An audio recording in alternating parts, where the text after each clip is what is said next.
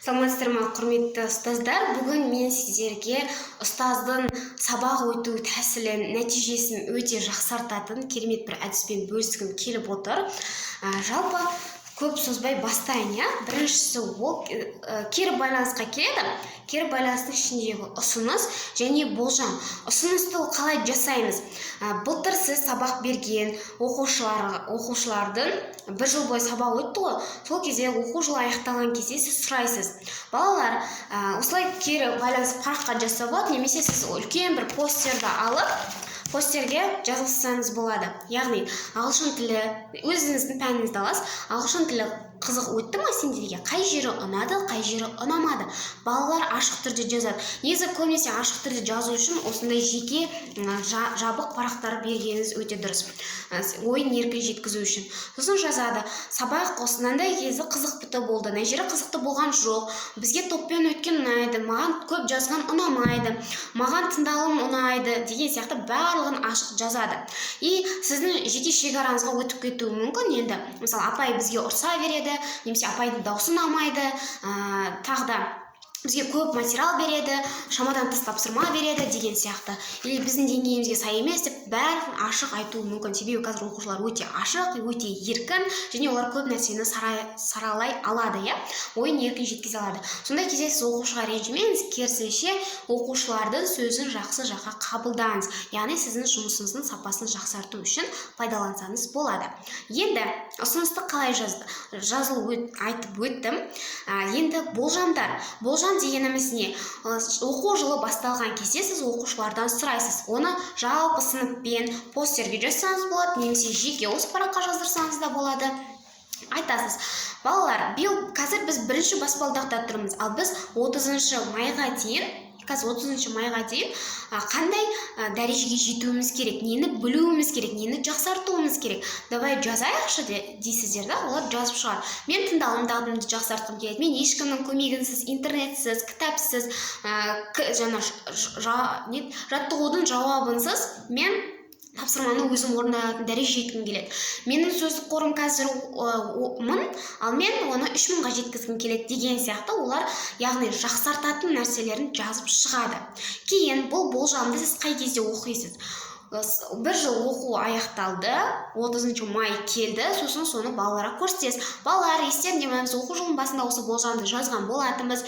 Енді оқиық, қанша болжамымыз біздің орындалды деген сияқты. Бұл нәтижеге алып келеді. Яғни бір жыл бойы сіздің оқу жоспарыңызда, сабақ өту әдіс-тәсілдеріңіздің ішінде осы болжамға негіздеп жасайсыз. Бұл көмек болады. Енді қараңыздар, көбінесе осы ұсыныс, яғни кері байланысқа келіп тіреледі. Неге маған бұндай ой келді? Біз былай жасаймыз ғой, бастауыш сыныптарға бүкіл көрнекілігімізді алып барамыз, сабағымызды өтеміз, қызықты болады, балалар оқиды. Ортаңғы буынға да дәл солай тапсырмасын апарамыз, көрнекілікті апарамыз. Ал жоғары сыныпқа келген кезде кез келген мұғалім болсын, былай жасайды: ой, олар бұрын ойнақ болған, олар же қызық емес, оларға бұндай сабақтар, бұндай тақырыптар. Лучше олар ертерек бүгін 5 тапсырма берді, осы 5 тапсырманы орындап бітсін 45 минуттың ішінде дейді да. Тарсылдатып тапсырма берді, тарсылдатып оқытады. Яғни балалар как лекцияда отырған сияқты болады. Сосын барып пәнге деген қызығушылығы төмендейді, я? Оған бірнеше себеп болуы мүмкін. Мұғалім ондай тапсырма апармаған. Мысалы, давай балалар топқа бөлінейік деген кезде жоғары сыныптың оқушылары: ой, қойыңызшы, бөлінбей қойыңызшы, осылай отыра берейікші, тып-тыныш деп айтуы мүмкін. Сосын мұғалім де кішкене, бұлар топқа бөлінген ұнамайды екен ғой деп ойлап қалуы мүмкін. Енді қараңыздар, бұндайда әр сыныптан жеке-жеке алған дұрыс. Неге? Себебі мынандай жағдай болды. Мен 8-ші сыныптарға бірде қымыжы жазып барамын, бірде әдіс-тәсіл алып барамын, бірақ екі түрлі сынып. Мысалы 8-ға барам, сол тәсілмен сабағымыз қызықты өтеді, бәрі қатысады, атсалысады, тағы да келесі сабақты осылай өтейікші деп айтады. А тура сол қымыжымен мен 2-ші сыныпқа барсам, олар: ой, қызық емес, қалай жасаймыз, қашан сабақ бітеді деген сияқты оларға скучно болады. Яғни әр сыныптың қабылдауы, сабаққа қызығушылығы, әдіс-тәсілді қолдануы әртүрлі болады, я? Дәл сол сияқты. И менде де онандай ой болды. 10 мен 11-ші сыныптарға мен көбінесе олар онсыз да біледі, қызықпайды, олар ересек деген оймен көбінесе көрнекіліктер, қызықты тапсырмаларда өте аз беремін да, кітаппен ғана жұмыс жасап кететінбіз. Енді маған бір бала айтады, әпке, сіздің сабағыңыз маған қызық емес дейді. Мен шокпын. Қалай қызық емес? Мен бәріне қызық сабақ өтіп жүрмін ғой. Вроде, мен кері байлансаған кезде бәріне қызық өтіп жүрмін. Оказывается, балалар шығады, бір-бірімен сөйлеседі, басқа сыныптың балаларымен айтады. Біз мынандай ойнадық, бүйттік, сөйттік, и бізге сабақ қызық өтті. Прикинь, мен словарға сөз жазбай-ақ, мен мына сөздерді жаттап алдым дейді. Сосын аналар ойланады, салыстырады, неге бізге ондай сабақ өтпейді деген сияқты. Вот, сөйтіп маған ашық түрде айтты. И мен не істедім, ойлана келе аяқ астынан осылай парақтарымды алдым. Әдемі парақ қылып алсаңыз да болады. Енді мен аяқ астынан мен ойыма не келеді, соны сразу жасамасам, ол результаты кейін онша емес болып қалады. Сонымен андай эмоциямен алуым керек та. И балаларға айттым, балалар, қазір сендер маған кері байланыс жазыңдар. Енді мен оларға былтыр сабақ бердім, биылғы сабақпен салыстырыңдар дедім. Былтыр қай жері ұнады, қай жері ұнамады, соны жазыңдар дедім. Сосын болжамдарды жазыңдар дедім. Олардың барлығы жазды. И арасында тіпті мынандай нәрсе бар. Почеркісін танытқысы келмей, осындай печатный қылып жазған балалар. Әрине мен олардың несін бәрібір білмеймін ғой. Қолтаңбаларын, себебі ағылшынша басқаша әріптер жазылады, қазақша басқаша деген сияқты.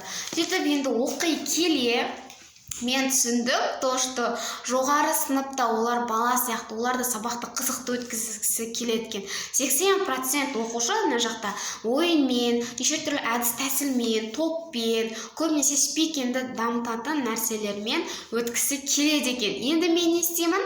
Қымыржымнан әдіс тәсілдерін өзгертетін боламын. Тек қана тапсырма жазып қоймай, мен әртүрлі әдіс тәсілдерді қолданатын боламын. Маған өте үлкен көмек. Алла қаласа, осылай нәтижеге жетуге болады. Құрметті студенттер, сіздердің егер пайдалы болса, маған пікір қалдырып кетіңіз. Егер де бұрыннан бері білетін болсаңыз, немесе тағы да алып қосарыңыз болса, астына жазып кетіңіз. Мен міндетті түрде оқимын. Сіздердің назарларыңызға рахмет. Және осы видеоның соңына дейін көріп, өзіңіздің сабағыңызды сапалы қылып өткізуге тырысқаныңыз үшін, менің видеомнан бір пайдалы нәрсе алғыңыз келгеніңіз үшін мен сізге алғысымды білдіремін. Жақсы, сау болыңыздар. Осы биылғы оқу жылында сіздерге шығармашылық табыстар тілеймін.